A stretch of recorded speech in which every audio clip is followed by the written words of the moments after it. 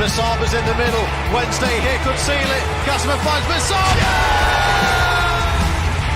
Now Bannon with a great ball in. Here's an opportunity. Palmer scores! Liam Palmer has scored for Sheffield Wednesday.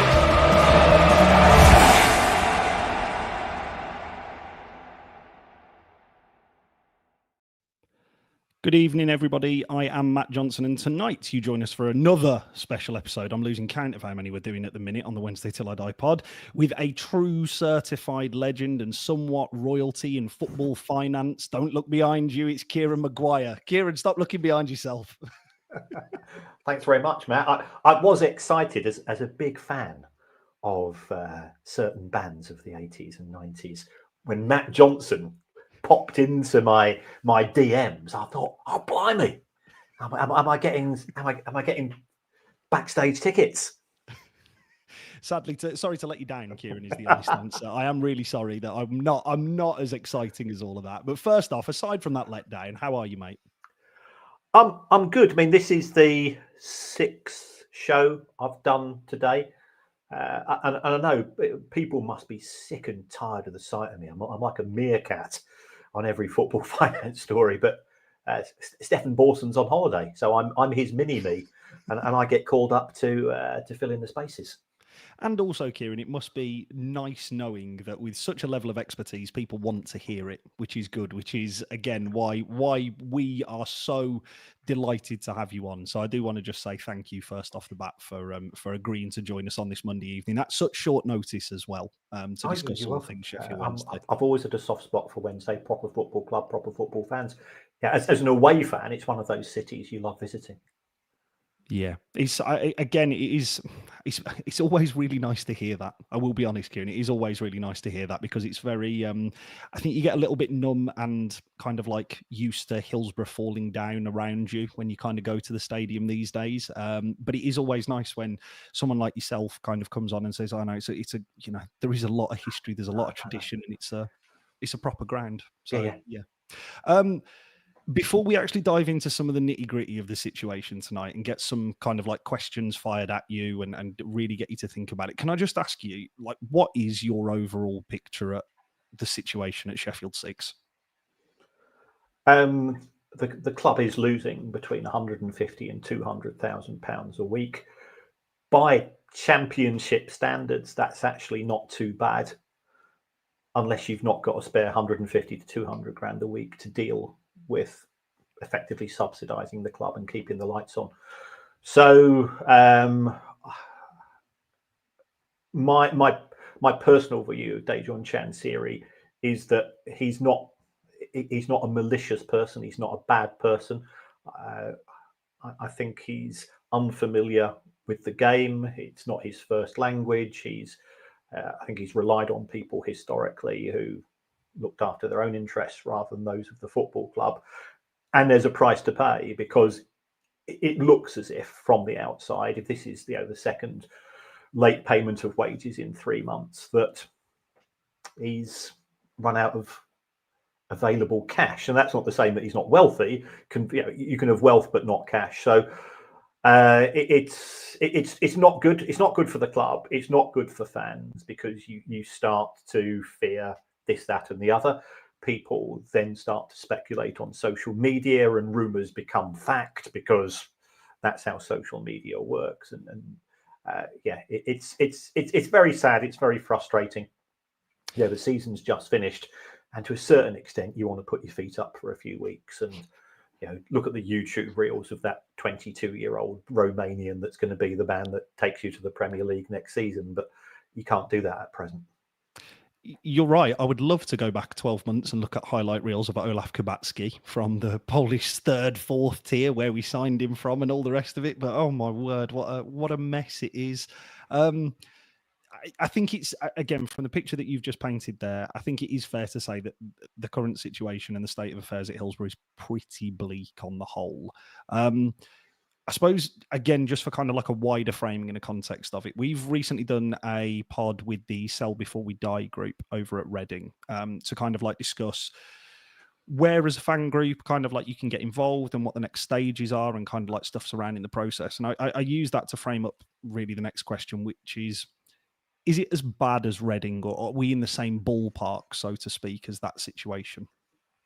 I think you're catching up. That's for sure.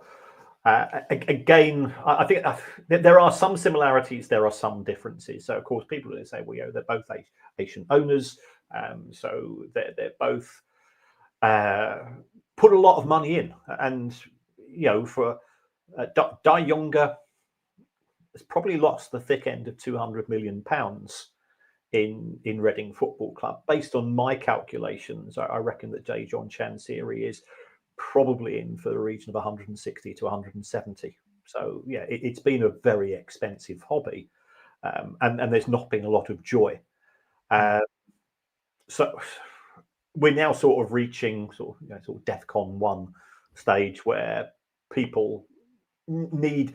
I think for the sake of everybody, there needs to be a parting of the ways, and it's all about that relationship between fan base and owner. And when that relationship is now reached, anybody that's had the misfortune listening on who's been in a long-term relationship and you've split up or got divorced, that's where we're at.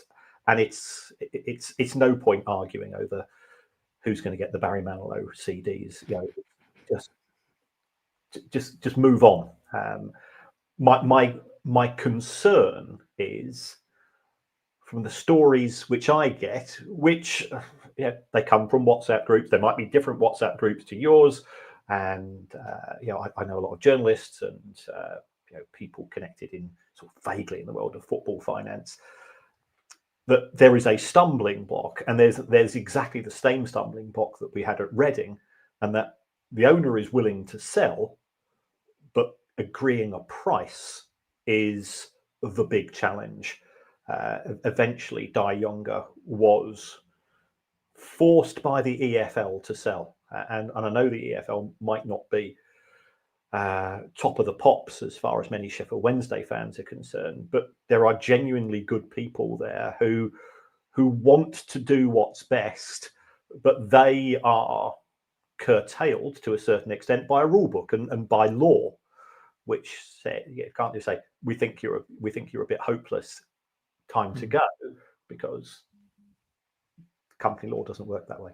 Yeah, wonderful if it did, but somehow it's slightly different, isn't it? In the last hour and a half, we've learned from local journalist at the Sheffield Star and Joe Cran, obviously, who you spoke to, that the EFL are considering all options in accordance with kind of like its regulations, its guidance, and is describing the situation as deeply concerning. To myself, when I read that, again, an hour and a half ago, it struck me as getting their ducks in a row, so to speak, to talk about kind of like maybe how they would act. Would that be a fair assumption to make as just an average going football fan? Yes, the EFL are bound by its own rule book, and I think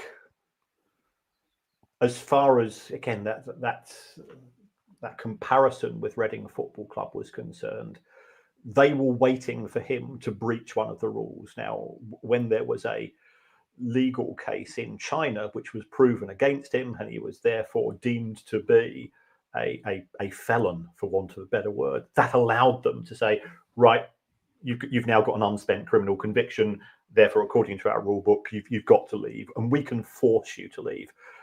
There's not any evidence at this point in time of any similarity with Dejphon Chansiri. So now it's a case of, can we use a network of people to advise him, nudge him, cajole him, and at the same time let him leave with a bit of respect, a bit of self-respect. There's no point, kicking a man when he's down. And I think we've all got opinions of him, and mine is not particularly positive, and that goes back a long way.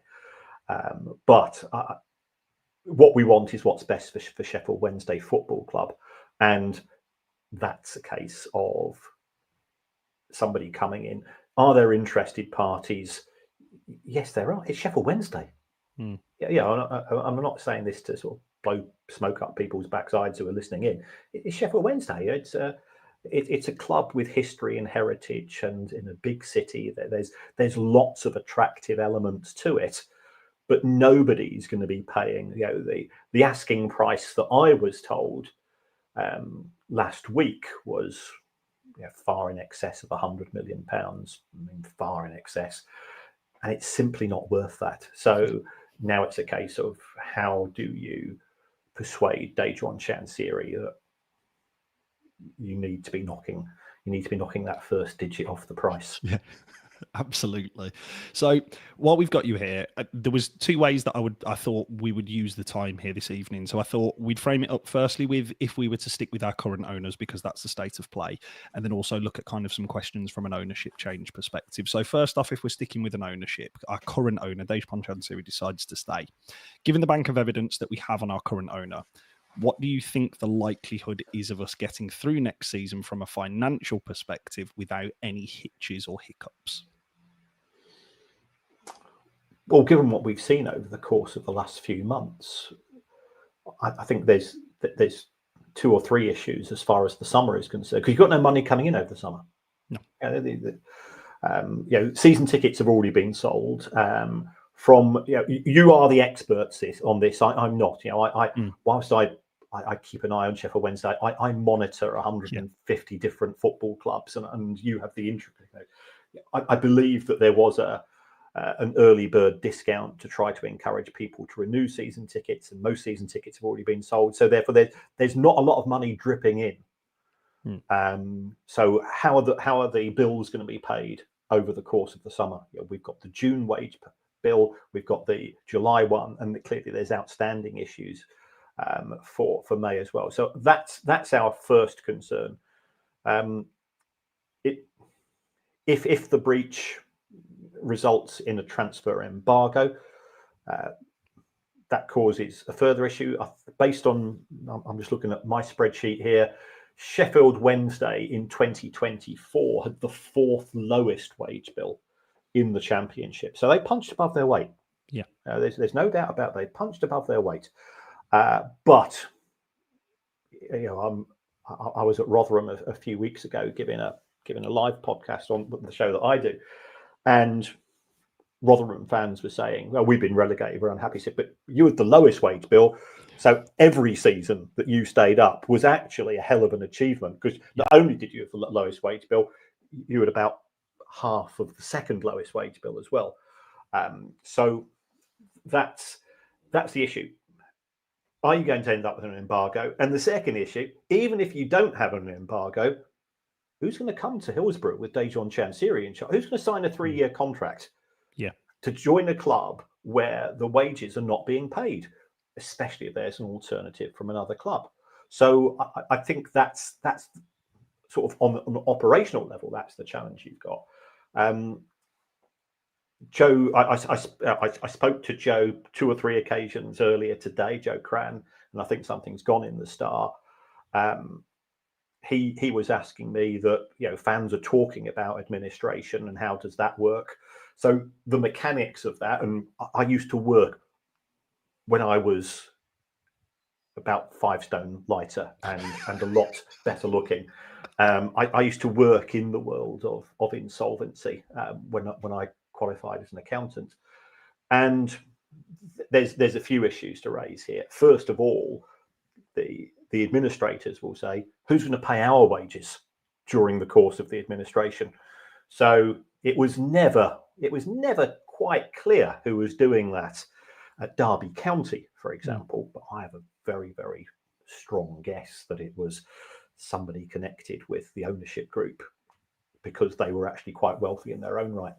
If Dejphon can't afford to pay the wages of players and staff, how are we going to fund the day-to-day running of the administration? So that's going to cause a potential problem. That will come with an automatic points deduction as well. Let's be brutal. It's going to result in job losses, and it's going to result in local suppliers who have, in all probability, and I know this, I've done investigations into football club, in a former life, as it were. I look at some of the credit that local suppliers give to football clubs, because I'm a whatever it is, a City, Rovers, United fan, and you go, well, a local club, and I support the club, and they're not going to let me down, and then they suffer. Under the EFL rules, I think it's an automatic 12-point deduction for going into administration. And if you come out of administration and you have to settle all of the football creditors, so any outstanding amounts to players and any outstanding transfer fees, to be fair, I don't think that will be a big issue as far as Wednesday are concerned. And then all of your other creditors have to get 25%. If you fail to do that, that's a further 15-point deduction on exit. So this is to try to stop unscrupulous owners. And we went through a series of these who would do what we sometimes refer to as a pre-pack administration, where you put the club into administration at 1 p.m. on a Monday, and you buy the assets of the football club from the administrators at 1:01 on the Monday, and you pick up none of the liabilities, and everybody was getting screwed. So to be fair to the EFL, they've brought through a reasonable deal there. Embargo looks likely, but as we say, I think the bigger issue is trying to attract players. So it's not good. There's potential job losses. It's people that we're talking about, not institutions. There's always a personal cost in these things if that route is taken. So it's not an easy option. If people say, "We'll just go into admin," everybody else being into admin comes out of it, because it's that there is a human cost.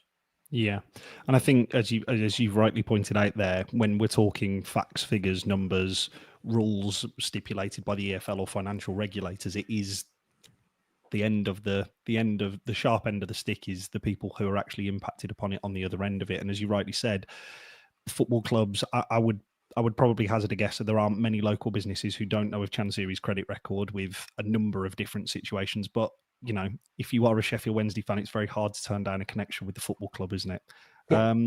You've touched on embargoes a little bit there, but I just want to touch and go back onto sort of like the administration chat before we move on to that. Is there certain things that I suppose that would trigger or start that process? Because currently I would have it as we're racking up fines like a speeding driver. Yep. At what point does it become enough is enough, and like someone comes along and just revokes the license, so to speak? Well, I mean, I think there's always a bit of confusion about administration. Administration is when the directors of the company appoint an administrator. Now, normally, I've got no idea what is happening. Normally, the staff will have spied, who are those guys wandering around? The administrators will have, normally they will have been, and they'll have done a review, shall we say. So there'll be some specky beaks like me wandering around, looking at numbers, putting together a report, and they would normally advise the directors. It is illegal to trade wrongfully or fraudulently. That's a criminal act. So if you knowingly enter into a contract when you know that you cannot pay it, there is a danger of legal sanctions. Now, to be honest, Dejphon Chansiri couldn't give a stuff about that, but that does also impact upon the other directors of the club. So they have to act in the best interests of all concerned. So it is the directors who appoint the administrators, and upon appointment, they then effectively give up their role as day-to-day managers, and that those responsibilities are transferred to the administrators, who first thing they'll do is they'll draw up a list of what Sheffield Wednesday own. And of course, they don't own Hillsborough, because that's owned by Sheffield 2, 3, 5. Yes, Sheffield 2 owns both the training ground and the ground itself. Right.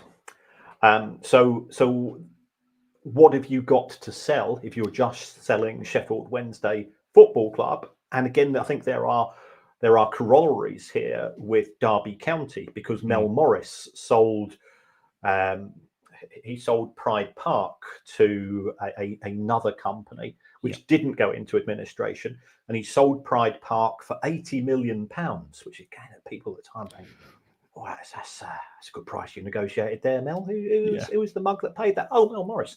Okay, and why? "Oh, we're going over sliding roof because we want to attract Taylor Swift to come to Derby." And I'm going, I'm I don't know. I don't know whether that really fits, does it? Yeah. I can just see here on an Eras tour, Tokyo, Paris, New York, Pride Park. So yeah, that one sort of. Well, if you say it's true, Bill, who am I to doubt you? You're the man that brought us Candy Crush, after all. So that's the that's the issue. So what have they got to sell? They've effectively got the name. Yeah. They've got the IP. They've got a share in the English Football League as well. There are 70. I think there's 73 shares. 72 are owned by clubs. I think the Football Association owns the 73rd. So that's what you're buying. You're buying that shortcut. If you want to invest in English football, it means that you can acquire the assets of Sheffield Wednesday Football Club, which will be the existing player registrations, some bits and pieces at the stadium itself, but not the. And what you will also be able to do separately is to negotiate with Dejphon Chansiri to buy Hillsborough. Yeah. I think the football club are currently paying a rental fee of around about $2.5 million a year. Yeah.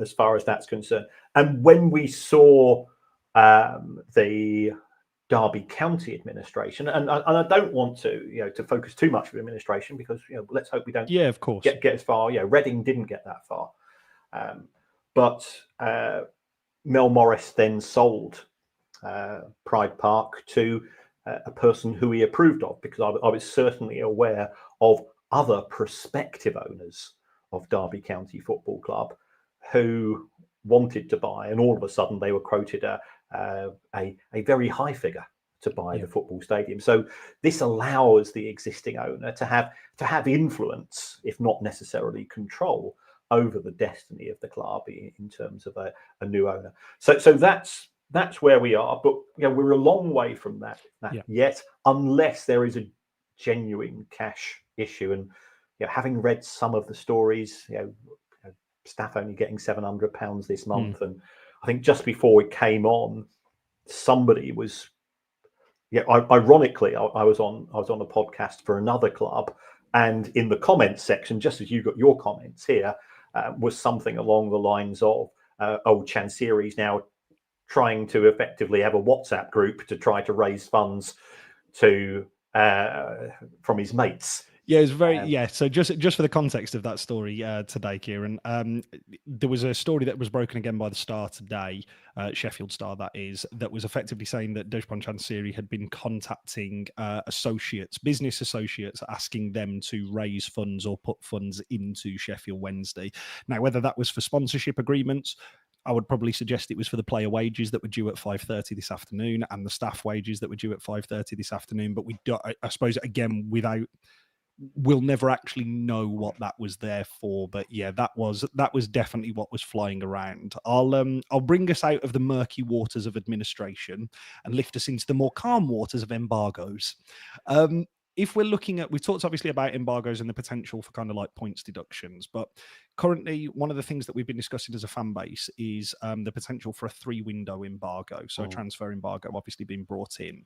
First off, has anyone ever had a full 3-window embargo before? Has that ever existed in terms of, yes, they may have been hit with the sanction, but has it actually been carried through? And I suppose the next one for that is, how lenient an embargo is it likely to be? Right. I'm on good terms with the EFL. Yeah. And in my opinion, in the post-Sean era, shall we say, they have really upped their game.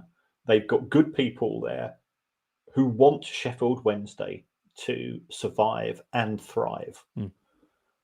Therefore, they might be willing to threaten a 3-window embargo, but that could be part of the negotiations between the owner or a prospective owner and the EFL, who says, I'm willing to buy the football club, I'm willing to put down a deposit in good faith to pay the wages as evidence for the paying the wages for the next 6 months. And as part of that deal, that 3 becomes a 1. So everything is in play, and there will be a few snarky comments from fans of other clubs, but yeah, I always have this phrase: you can't have a rivalry without rivals. Yeah. So that's even if you are the bitterest blade. Yeah, we have one in the chat, by the way, Kieran, who everybody is saying to get rid of him and all the rest of it. But yeah, please carry on. And that's not a criticism of Sheffield United fans, because there are some bitter Wednesdayites, there are some bitter Palace fans, there's bitter Brighton, bit of Brighton fans, but actually having bragging rights is what you really want. Yeah. And in order to have bragging rights, you need to have an opposition. I'm a Brighton fan. We're not friends with Palace, and as much as we always want them to get relegated, the two matches of the season that you look forward to the most and you dread the most at the same time are those against your rivals, and you'll have known that this season. Absolutely, yeah. So I think the EFL might have to apply its rule book, but then it can say, well, that was when Sheffield Wednesday were owned by Sheffield 5, and Sheffield Wednesday are no longer owned by Sheffield 5, so therefore technically that doesn't quite apply. They're not going to destroy Sheffield Wednesday through an embargo. If that's one of the issues as far as a prospective new owner is concerned. Yeah, which is genuinely positive to hear after we've just talked about such depressing matters surrounding embargoes and administration. Shifting gears a little bit and just going back to a comment that you made right at the top about kind of personal investment of Dejphon Chansiri. Do you have and this is very difficult, obviously, because it's difficult to kind of gauge from kind of from figures that are available to everybody, common knowledge. Do you have an idea of how much Chansiri is actually indebted into the club for? Because the figures that we have heard from the chairman vary and range massively. Obviously, it goes along a timeline, but there is always consistent sticking points. It can be anywhere between, say, for argument's sake, 90 million all the way through to 150 million, through to I'm losing 2 million a month, through to I'm losing 9 million a year. Do you have any idea of like how indebted, how much he is into Sheffield Wednesday for? Well, if I take a look, he acquired Sheffield Wednesday, was it 2015, 2016? Yes. Yeah. Based on my figures, Sheffield Wednesday has lost £178 million since he acquired the club, and he's recouped 15 million through player sale profits. So that gives a figure of around about 160. Now, I know we've got issues in terms of the stadium sale and so on, but you're just simply swapping things from one hand to another. So that's my estimate in terms of the outstanding loans. We've had some loans which have been written off, some loans converted into shares, blah blah blah. But I would say somewhere in the region of 160-ish. Could be a wee bit higher because there'll be more losses this season. So that's a lot of money to be called a W, for 9 years on the trot. Yeah, it is. It is. I'm not sure I'd pay that. I get that for free at work daily, so it's fine. I suppose the next one is. This is very loosely entitled Speculation and Hearsay, and you'll be pleased to know we're going to go on to talk about more positive stuff in terms of ownership change in a second. There's been a lot of chat in the past week surrounding speculation of where money has come from surrounding Dejphon Chansiri, because obviously a lot of his businesses are linked to Thailand, and unlike this country where you have Companies House, Thailand doesn't have the same rules and same laws that apply to it. Is there a possibility that money could have been borrowed either against a club or the ground that is simply not visible to fans, or there are things that simply just won't be there? If so, how would that work? Yeah, I think this was one of the issues that I discussed with Joe earlier today. We know that Dejphon Chansiri has put cash into Sheffield Wednesday Football Club in the form of shares, in the form of loans. The source of that cash, we're not aware of it. As you rightly say, he comes from a very wealthy family. So could he have been given allowance effectively by the family to say, we want to concentrate on putting John West tuna into the sandwich boxes of many children and many adults around the world. Your skill set is perhaps best used elsewhere, and therefore try and do something which is alternative in nature. So it could be money from the family. He could be independently wealthy and successful in running other businesses, but without wanting to sound too cynical, his cab company, his mini cab company, and his energy drink company don't suggest that that is necessarily the case. Or he could have business associates from whom he's lent money, and this could form a layer of the challenges that face the club, because they might have lent him, the majority of that. Let's say it's 160 million pounds, and they anticipate getting it back when the club is sold. If he's selling it, in my opinion, the club. Sort of looking at the way we tend to value football clubs, where you normally take a multiplier of the total revenues. For a non-Premier League club, you're normally looking at 1.5 to 2 times revenue, which would value Wednesday, sort of 40 to 50 plus. Especially, and remember, that doesn't include the stadium, so probably at the lower end of that. That leaves a bit of a shortfall. And could that cause complications? We're speculating here, but unfortunately, the internet loves a vacuum, loves how to fill a vacuum, and therefore I think you've got to go through the options and just to try to think, well, this is what I have seen at other clubs. Could it apply here?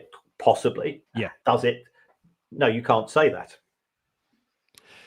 Interesting. So we're now going to move on to more positive stuff, and you've touched on evaluation of Sheffield Wednesday. So if I could just get you to just reiterate that fact, because again, there's 2 concrete bids that we have heard have gone in for the football club.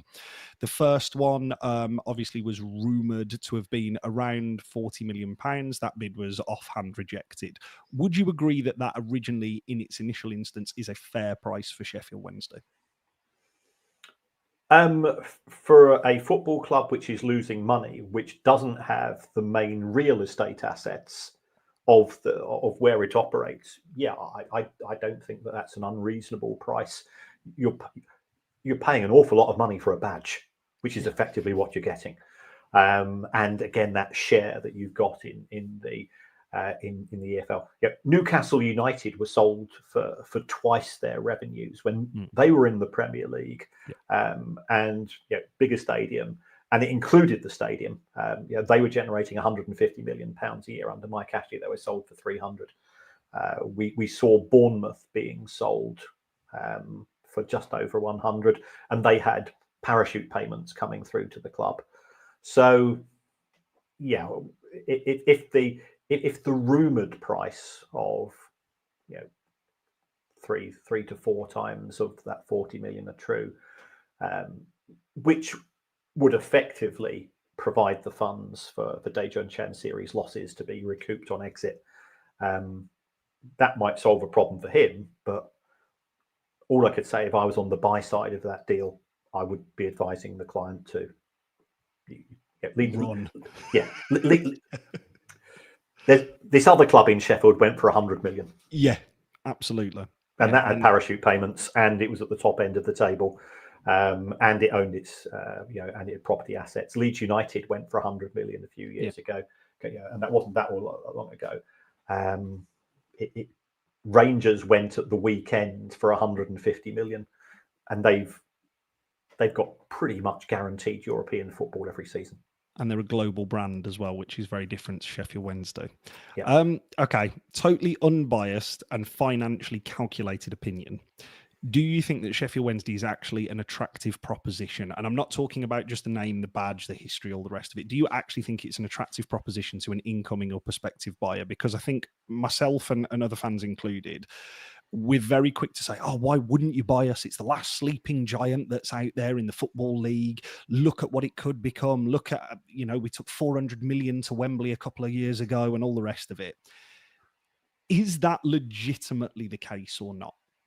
Yes, it is an attractive proposition, because if we look where the money is tending to come from, which is the United States, and also there are other Asian investors, not from China.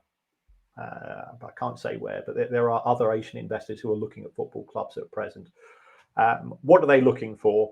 If you're buying a Premier League club, realistically, you're not. It's going to. Premier League values have really shot up recently, so it's going to cost you $500 million. Yeah. Why not knock a zero off that? Get it for 50 million. You've got growth potential in terms of matchday revenue. Yeah, Hillsborough needs a lot of TLC. Let's be brutal about it, but again, it's cheaper than starting from scratch.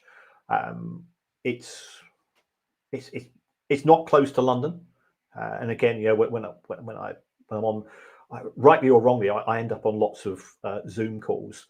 Am I allowed to swear? Oh, of course, mate. Go for it. Okay. I end up on Zoom calls far too often with people who I can only describe as fucking lunatics. And they've got these plans for a football club, and I say, how are you going to run it? Oh yeah, we know how to run football. I said, but you've made your money in IT, you've made your money in this, that, and the other. Your dad's giving you the money. That sounds familiar. Yes. Okay. And you go, you don't know anything about the industry, and you'll get your trousers taken down. But they do like clubs which are easy to access at the weekends, i.e. they catch a flight from wherever they are. So Leeds Bradford's not too far away, but it's not great. No, and I don't know how many transatlantic flights are landing at Leeds Bradford, but I mean, exactly. Be polite. I mean, I'd be completely honest, mate, if I were you, because that was obviously Simon Jordan went on TalkSport and started talking about a rumoured investor who potentially is now looking at Millwall, owned a club in Spain, is now looking at kind of potentially buying a club in the south, and surely, I mean, correct me if I'm wrong here, Kieran, it's surely for that reason. It's because those have much quicker and more accessible links. Obviously, Millwall being one of them, that is a really, obviously, prime central London. I can completely understand that. But Southampton as well, very close, easily accessible, big Gatwick, club stadium, training ground, all the rest of it. Yeah. So, it is interesting. Can you make a case, aside from Dejphon Chansiri and dealing with him as an individual, as why not to buy Sheffield Wednesday? Yes, I mean the reason to buy why not is that you're not acquiring the stadium. It's going to cost a fortune to upgrade Hillsborough at a time when TV deals are flatlining, so therefore clubs are looking for alternative means of generating additional revenue. You've got a club which is going to be at the wrong end of the Championship next season, even if we manage to avoid some form of embargo. I think that's probably a fair assessment, and I think there are easier people to deal with, and there are more realistic prices. I mean, I've heard that of another party that's interested in Millwall as well, and I know some people at senior level at Millwall, and what strikes me about them is that they're very professional. And I don't want to be. It's too easy to give Dejphon Chansiri a kicking. He's not professional. In his pronouncements, I think in the decisions that he's made to date, and if the club is being marketed, I worry for how it's being marketed. So those things count against it. But again, you might just see it as an investor and say, but get him out of the picture. positives still far outweigh the negatives. Yeah, and I think I the reason why I asked you that question is because I think it is important to hear two sides of it, but actually going back to it and thinking the main sticking point I think that Sheffield Wednesday fans keep coming back to is it's yes the price, yes the stadium's falling down, yes it's this, but I would describe it as a fixer-upper. My God, is it a fixer-upper of a house? But like really seriously, you know, you're going to need to knock down structural walls, you need the roof, that you need everything. But actually, if you do actually just remove all of that, get Dion Dublin around, he'll take a look. Say, we got this. This I can do things with this. Up the stairs towards the master. Upstairs. Stairs. All right, we'll move on in terms of let's say there is an interested party. They manage to negotiate everything that we've just been talking about, and they do strike a deal. How quick can a deal be done for a club of our size? Well, there's two issues. First of all, there's the due diligence undertaken by the prospective new owner. What exactly are you buying? You know, what are the actual assets? And also, what am I inheriting in terms of outstanding liabilities? Okay. So are there things bought on HP? Are there outstanding lease agreements? Let's take a look at amounts outstanding for player transfers. When are those transfers expiring? Are any of the players due a pay rise because they're on an escalating contract over 3 years? So you've got a lot of homework to do. That doesn't have to take that a lot of time because you just get an army of personality-free accountants to come in and do it. And let's face it, they're not being invited to any parties or barbecues over the summer because they're accountants. So they got the time to do it. So I don't see that as being an issue unless you can't find the paperwork. You know, unless the again, I don't want to reminisce to my glory. Well, it wasn't glory days, gory days. But you know, a lot of the time, if you're involved with a malfunctioning company, they've not got the paperwork. Yeah, and things start to get a bit awkward, and then you're looking for letters of confirmation and so on. So that can be an issue. I think the broader issue is you have to have EFL approval, and in order for a prospective buyer to acquire a football club, and you know the Reading deal went through. You know, we've seen other deal. Orient deal has just gone through in recent times, so it can be done. What the EFL are looking for is as follows. A, do you have any unspent criminal convictions? And this was an issue with Cellino at Leeds, who forgot that he owed money to somebody. To be that wealthy. I know. Yeah. He was, you know, from my point of view, he was absolute gold dust. Yeah, content gold he is. Same with Chansiri to a point. Yes. So that's the first issue. And then it comes to funding the club. First of all, do you have the money to buy the club? Secondly, do you have a business plan for the next 2 years? Thirdly, can you evidence that you've got the money to run the club for the next 18 months to 2 years? Yeah. And finally, where has that money come from? And if we go back to some of the recent cases, we had Derby County, for example, and there was a guy there called Chris Kirchner who managed to convince the administrators, Mel Morris, the EFL and Goldman Sachs that he was the right man to acquire Derby County.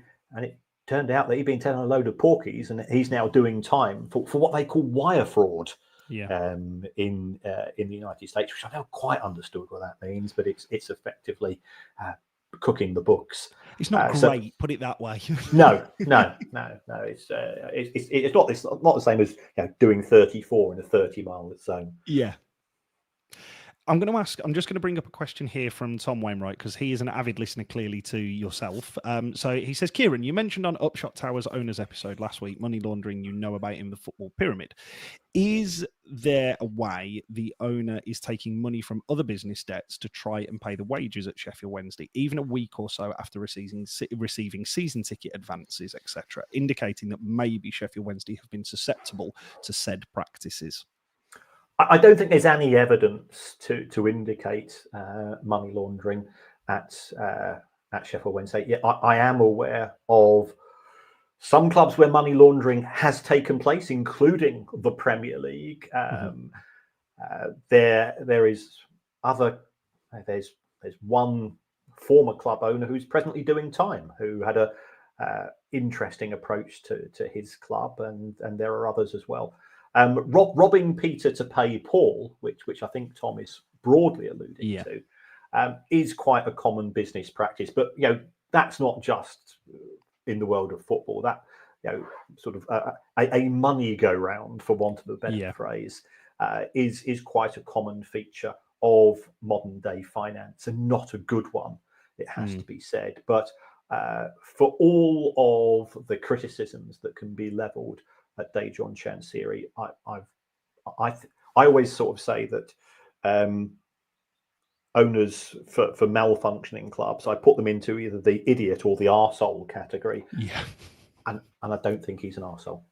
I think that's a really interesting point, because there has been so much speculation, and I would include myself in that. And myself and James have sat on here and throughout the debate show, we hold a debate show weekly on a Wednesday night, and people have discussed where the money is coming from. And because there is so little easily accessible information, it leads to, as you said, vacuums and speculations, doesn't it? And obviously, when you can see, you mentioned that robbing Peter to pay Paul, just some kind of wider financial information for you. I know obviously lots of Wednesday fans will be aware of this. The owner actually came out in a January fans forum and said that the money that they had received from season tickets in the December that went on sale for a short window, he'd already spent, and that had already gone and been done. So actually, it is something that I'm pleased that you've also highlighted, that it is common business practice, but not something that is recommended, let's say. Yeah. When I'm teaching at business school, it's not on the we tried this list of things to do. Okay. Next one for you. We've talked a little bit, and we haven't really touched on this. We've talked about Sheffield 1, 2, 3, 4, 5, 6. I'm running out of fingers. But the situation of shell companies is obviously something that exists with a lot of football clubs. You've mentioned Derby, obviously, as well. Does anybody actually have an understanding between the link between Sheffield 1, Sheffield 2, which owns the ground, the training ground, Sheffield 3, 4, 5, etc.? Because currently, as you've mentioned, if you are just buying the club, you're just buying the badge, a place in the EFL kind of like stratosphere, and 30 to 40,000 fans on any given Saturday. Aside from that, you're not getting an awful lot. What is the bonus or the benefit of this? And the reason why I'm asking this question, and this is a smoking gun, obviously, is Sheffield 2 is obviously in control of both the training ground and Hillsborough. As you rightly mentioned earlier, there is a lease on Hillsborough of 2.5 million a year in rents. That is an indefinite lease on that particular on the ground itself. What is the purpose and the point of this? Can I ask, Kieran? Well, the initial purpose was to utilise poorly drafted rule book by the EFL to sell Hillsborough to a party under common control of Dejphon Chansiri, and for those profits to ensure that Sheffield Wednesday were not in breach of PSR rules. And that was repeated at Reading, that was repeated at Derby, that was repeated at Birmingham City, and also Aston Villa when they were in the Championship. And of those 5 clubs I've mentioned, I think 4 ended up with points deductions. And Aston Villa escaped by getting promoted to the Premier League, where such practice is still allowed. Again, the EFL has tightened up its rulebook. The Premier League has voted to not tighten up its rulebook, which is effectively saying we want to get out of jail free card. Yes. In the eyes of many owners, because profit isn't the motive. So I've never quite understood why he needed to set up so many companies.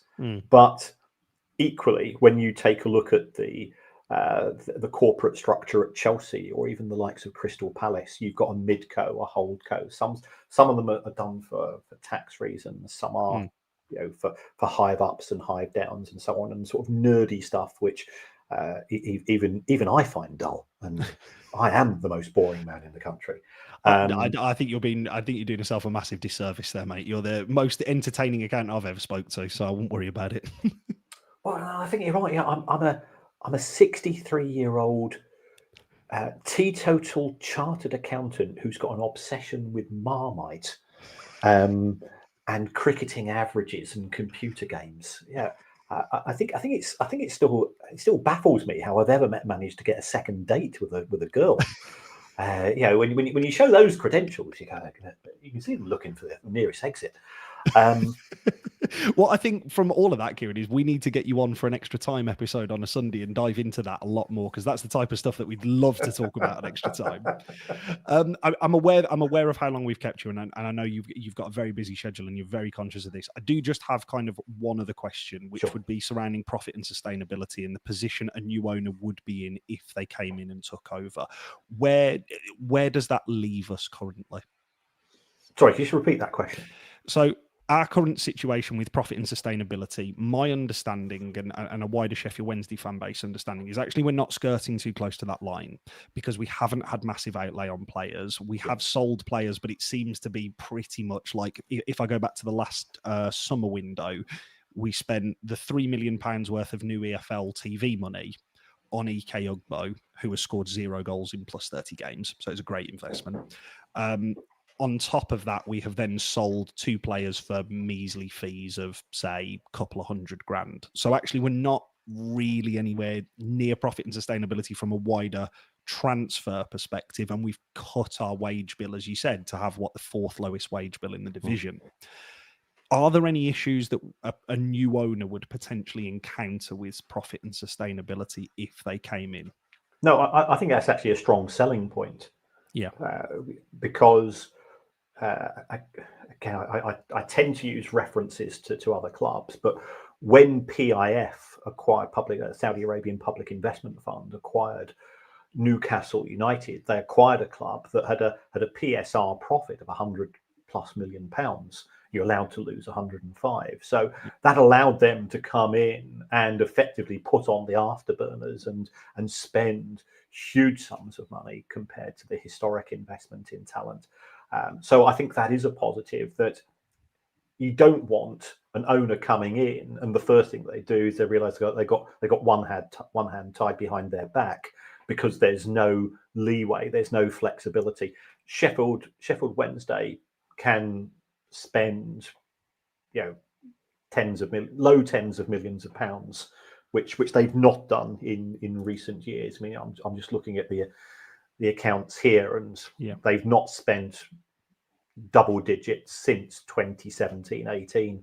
The last 5 years, 1.1, 1.4, 1.1, 0.3, 0.2, 1.6. There's been little investment in the squad. So the new owner could come in and sign 2 £5 million players with relative ease. Last question for you then, and this is proper theory, and this is real speculating, pie in the sky stuff, and I am going to put you on the spot. How does this play out? It plays out in one of 3 ways. First of all, Dejphon Chansiri finds out that he's got a mate who's prepared to give him 50 million quid, and all of this issue in terms of non-payment of wages disappears overnight. I think that's fairly remote. Secondly, the club is put into administration.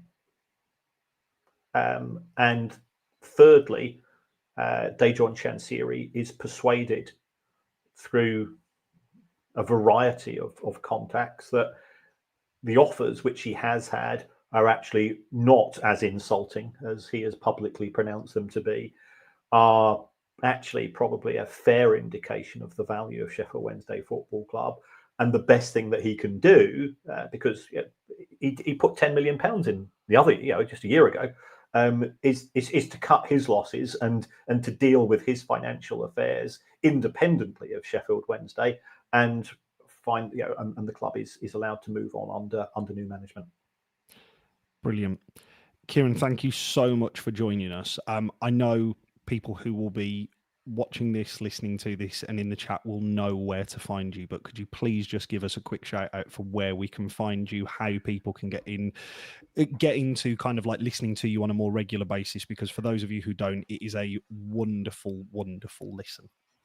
I co-host a podcast called The Price of Football, which was a really dumb idea, where I was convinced, I was persuaded to get involved with it.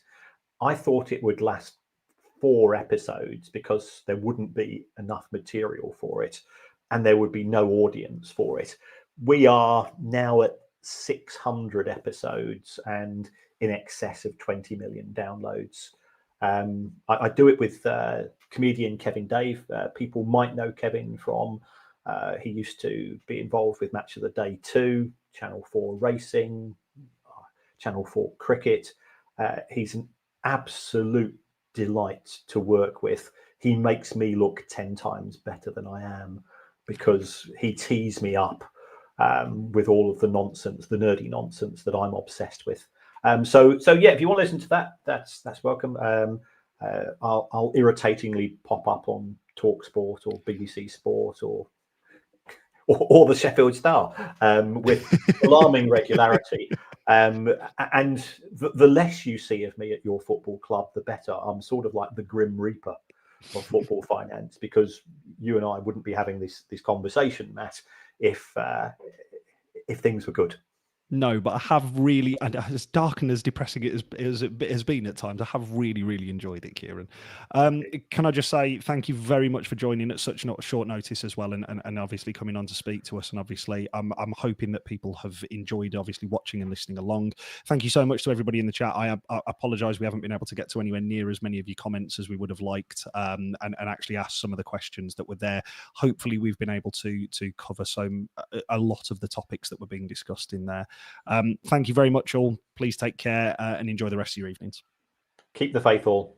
Okay, clubs survive somehow. That's the great thing about football. It means too much for us to let it go. That is a wonderful, wonderful message to finish on all. Have a good evening.